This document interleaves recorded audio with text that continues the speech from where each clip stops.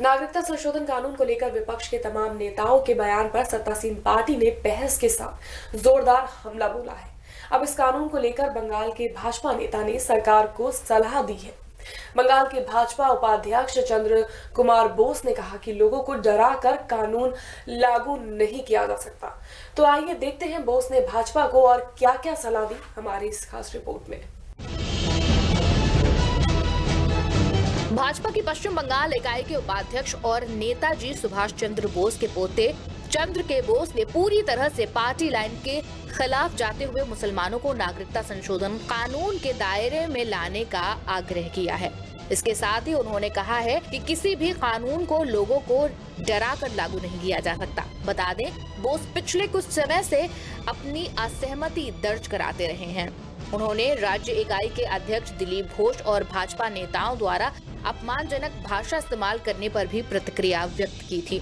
बोस ने कहा, जो आंदोलन पूरे भारत में चल रहा है उसे बहुत आसानी से हल किया जा सकता है अगर आप स्पष्ट रूप से ये घोषणा करते हैं कि हर कोई हिंदू, मुस्लिम, सिख और ईसाई CAA के परिणाम स्वरूप नागरिकता प्राप्त करेगा। बता दें, बोस को पिछले लोकसभा चुनाव में कोलकाता दक्षिण निर्वाचन क्षेत्र से हार का सामना करना पड़ा था।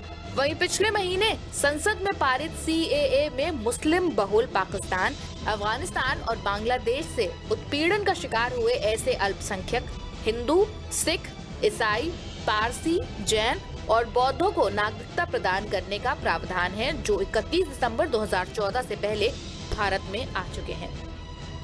10 जनवरी से लागू होने वाले इस कानून का देशव्यापी विरोध हुआ और लगभग सभी राज्यों में हजारों की तादाद में छात्र सड़कों पर उतरे। इसके अलावा विपक्ष से लेकर सामाजिक कार्यकर्ता व आम लोग भी विरोध प्रदर्शन में शामिल हो गए हैं। वहीं बोस चाहते हैं कि उनकी पार्टी इस मुद्दे पर लोगों के पास जाए। उन्होंने कहा, हमें लोगों के पास जाना है और उनसे बातचीत करनी है। आप डराने और धमकाने के माध्यम से एक अधिनियम को लागू नहीं कर सकते हैं। बोस नेताजी के बड़े भाई और स्वतंत्रता सेनानी शरद चंद्र के पोते हैं। उन्होंने कहा कि प्रदर्शनकारियों पर हमला करने के लिए अपमानजनक शब्दों का इस्तेमाल करना भाजपा जैसी पार्टी को शोभा नहीं देता है। उन्होंने कहा, सिर्फ इसलिए कि राज्यसभा और लोकसभा दोनों में हमारे पास संख्या है, इसका मतलब ये नहीं कि हम इस तरह के आक्रामक रुख अपनाने के लिए स्वतंत्र हैं। आज हम सरकार में हैं, कल हम नहीं भी हो सकते हैं। भाजपा के नेताओं का एक वर्ग, जिसमें राज्य इकाई के प्रमुख दिलीप घोष भी शामिल हैं, उन्होंने कलकत्ता और देश में अन्य जगहों पर सड़कों पर उतरने वाले बुद्धिजीवियों और मशहूर हस्तियों पर विवादास्पद बयान देते हुए तीखा प्रहार किया है।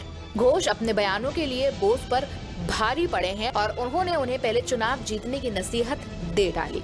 उन्होंने कहा, किसने उन्हें नेता बनाया, उन्हें कितने वोट मिले। सबसे पहले वो कम से कम एक पंचायत चुनाव जीतें, फिर वो बड़ी बात कर सकते हैं। Output desk, prime TV India.